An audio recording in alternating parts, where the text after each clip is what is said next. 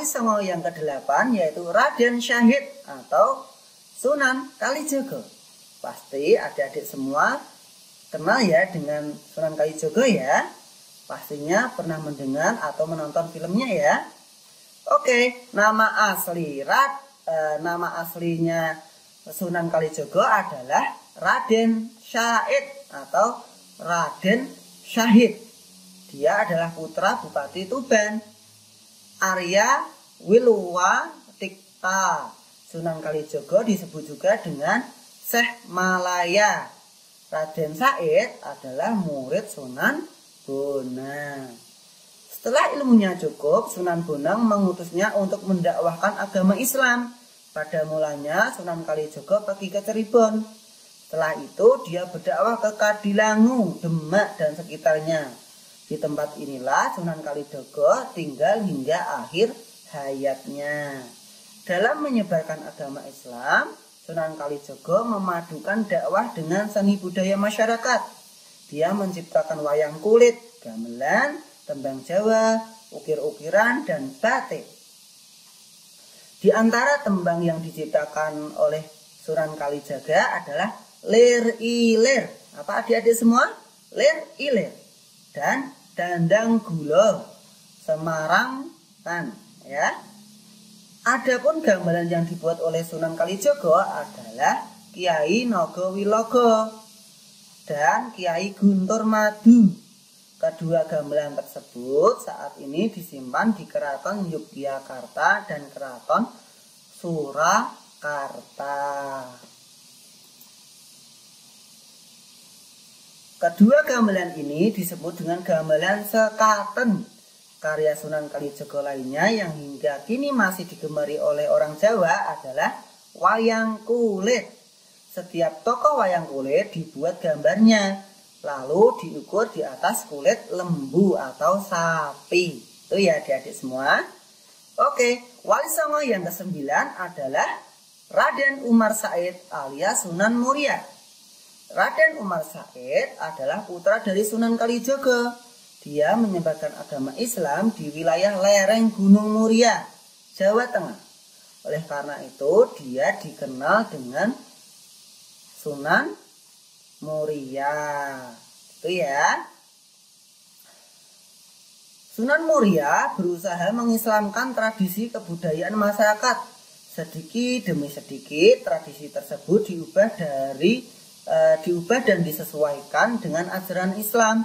Dalam bidang kesenian, Sunan Muria juga menciptakan tembang yaitu Sinom dan Kinanti. Nah, Sinom dan Kinanti. Lewat tembang-tembang itulah Sunan Muria mengajak orang-orang mengamalkan ajaran Islam. Sunan Muria dikenal lebih suka berdakwah pada rakyat jelata dibanding dengan kaum bangsawan. Oleh karena itu, daerah dakwahnya cukup luas dan tersebar, mulai lereng Gunung Muria hingga daerah pesisir utara. Cara dakwah inilah yang menyebabkan Sunan Muria dikenal sebagai Sunan yang suka berdakwah topo ngeli, yaitu dengan mengikuti kegambaran masyarakat. Apa tadi namanya? Topo ngeli. Artinya mengikuti kegambaran masyarakat. Setelah bertahun-tahun berdakwah, Sunan Muria wafat dan dimakamkan di desa Colo sekitar 19 km dari pusat kota Kudus. Hingga sekarang banyak umat Islam yang berziarah ke makamnya ya. Oke, kita lanjut. Keteladanan para Wali Songo. Oke, apa saja ya yang dapat kita pelajari dan kita teladani dari Wali Songo? Yang pertama adalah berdakwah dengan cara damai. Dalam menyebarkan agama Islam, para Wali Songo tidak memaksakan Islam kepada masyarakat. Pada masa itu, masyarakat Indonesia beragama Hindu. Dengan sabar, mereka mengajarkan agama Islam. Sedikit demi sedikit, masyarakat pun mampu menerimanya. Bagi masyarakat yang tidak menerima Islam, mereka tidak dipaksa masuk Islam. Wali Songo berdakwah dengan cara yang bijaksana. pengajaran Islam dilakukan dengan bahasa yang santun. Tidak teriak kafir, haram, dosa, dosa, kafir, bunuh. Tidak seperti itu ya. Wali Songo selalu bersikap lembut. Oke ya. Jadi kalau ada yang dakwahnya kasar, maka itu perlu kita lihat apakah dia benar-benar membawa ajaran Islam atau tidak ya. Lanjut. Yang kedua yaitu toleransi terhadap kebudayaan masyarakat. Para wali sangat peduli dengan kebudayaan masyarakat. Mereka mengislamkan tradisi-tradisi yang sudah ada. Tradisi yang tidak bertentangan dengan Islam tetap dipelihara. Akan tetapi tradisi yang bertentangan dengan Islam diubah dan disesuaikan dengan Islam. Masyarakat Jawa pada waktu itu sangat menyukai dengan kesenian. Mereka biasa menonton wayang dan menabuh gamelan. Mereka juga gemar mengubah tembang. Para wali menjadikan kesenian sebagai sarana berdakwah. Mereka menciptakan tembang-tembang yang berisi ajaran Islam seperti Tombo Ati, Lir Ilir, Sinom, dan Kinanti. Sebelum melalui tembang tersebut, para wali mengajarkan Islam kepada masyarakat. Yang kedua, teladan yang ketiga adalah menyantuni fakir miskin. Sasaran dakwah Wali Songo adalah rakyat jelata. Mereka kebanyakan hidup dalam kemiskinan. Wali Songo mengajarkan orang-orang untuk menjadi dermawan.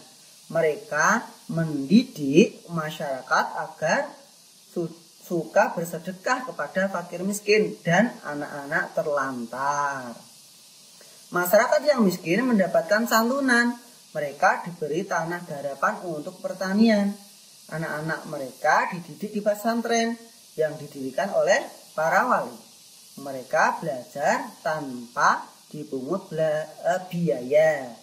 Para wali menunjukkan bahwa Islam itu menyayangi fakir miskin. Menyantuni fakir miskin adalah perintah Allah. Barang siapa yang mencintai Allah harus mencintai fakir miskin. Harta kekayaan adalah amanah dari Allah.